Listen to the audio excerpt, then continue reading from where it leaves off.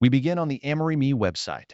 I'm switching the language selector in the header to English, so every setup step and account screen is easy to follow. Now I sign in through Google and open the account that Codex will use for this demonstration. In the account settings, I create a new API key. It is shown once, and AmoryMe stores only its hash afterward.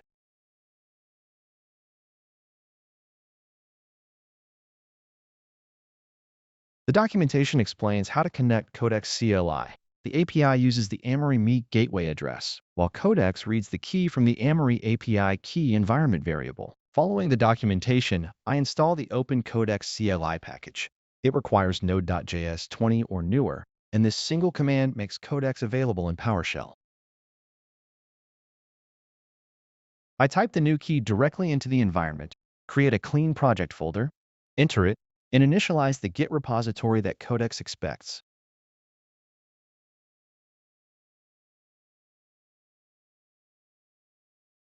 This configuration selects the AmoryMe provider and the short model alias Opus with high reasoning effort.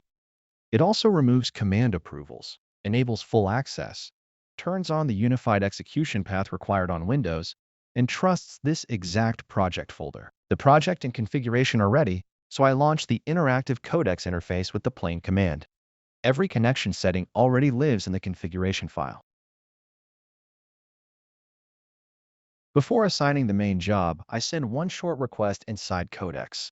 This confirms that the interface can reach the configured Opus model and return a response through the gateway. Now I describe the real job in a separate file.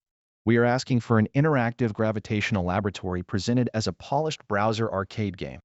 The player must learn the keyboard controls, steer a probe, avoid hazards, hit targets, build a score, and survive as the difficulty rises.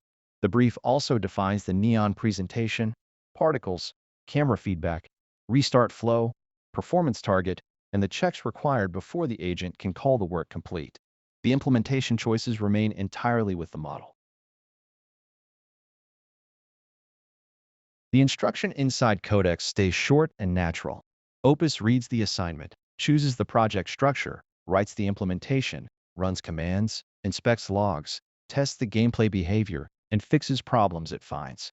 This is a long agent task, so the recording speeds up only the screen while the narration remains at normal speed.